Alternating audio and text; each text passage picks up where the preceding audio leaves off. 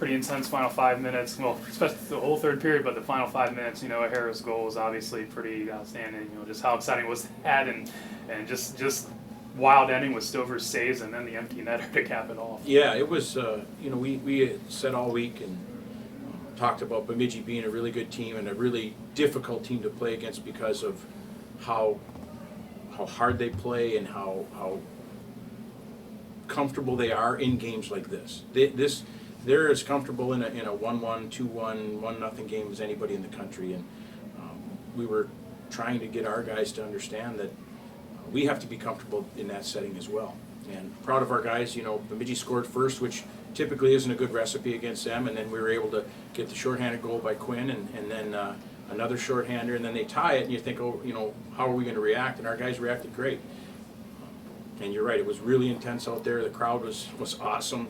I think everybody who was here was obviously entertained and enjoyed it. And some of the guys were saying in the room and on the bench, hey, let's it's great atmosphere out here. Let's give them something to get excited about.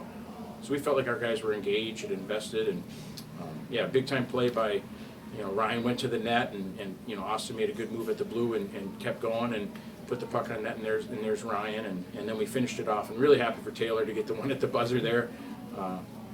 He's been pushing hard to get to 100, and he's real close, and happy for him to get that.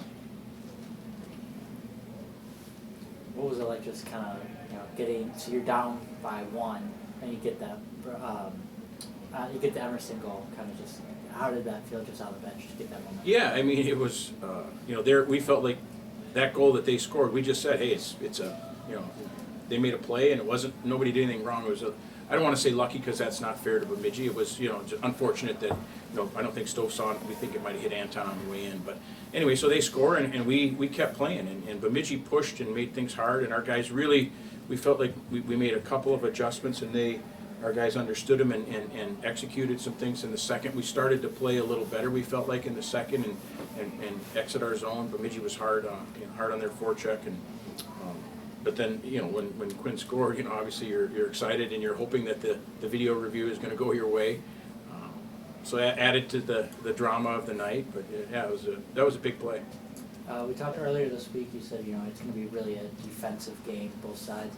And it seemed like in that third period, from where I was sitting, it seemed like you guys had a lot more open ice to kind of work with. Kind of what were you kind of seeing throughout the game? Yeah, we'll have to go back and watch. It felt like in the first, Bemidji was doing a really good job on the forecheck and making it hard for us to come out with numbers and possession, and our guys adjusted a little bit. We showed them some things, and we had more guys getting back for pucks, and made some more plays with the puck coming out of our end, and it got a little loose in the second where it would go back and forth, and we said, guys, we got to settle down here. This isn't necessarily what we want to do here, is be going up and down the rink. We want to make sure that we're playing the game our way. And then in the third, we did get going, and there was some more. You could see some guys made some plays, and some guys were comfortable. I think it was, I believe it was just our guys and Bemidji's guys getting used to the flow of this game, right? Because every game takes on its own identity, and our guys did a really good job of continuing to play and do things our way. Yeah, especially in the second period, the zone time increased for you guys. Did it take you a period to kind of feel them out a bit? Yeah, we were fortunate. We had the power plays early, which should give us some momentum, and Bemidji did a great job killing, and so our guys started to get a little frustrated. We were trying to tell them to be patient, be patient. Stavros Pascaris said it even before the game started. He's like, we're going to need to be patient tonight. We're going to need to be patient, and usually our power play creates a bunch of momentum, and not that it didn't, but we just didn't get any results. And then you're right, in the second period we started to have a few of those heavy shifts where there was zone time, and there was a first attempt and a second attempt and a third attempt, and that's a recipe for us. We have to do that. So we felt like we started to play and get more people involved. Yeah, because in the first, with the 3 power plays and the TV timeouts, it was hard to get all our guys going. We weren't going, all 4 lines and all 60. We were kind of spotting guys in, so it was difficult for, I know Quinn and Jaden and their line mates they weren't going regular. They got stuck by some penalties and some TV timeouts where their ice time wasn't, what they would like it to be. Anything else? The shot totals tonight were a little bit reversed from usual, with you guys outshooting Bemidji State Was there anything that went into that in preparation this week? Yeah, or you know, coming into the game? we've, the last 4 games, I think we've, you know, since we got back from the break, we've put an emphasis on defending and an emphasis on trying to limit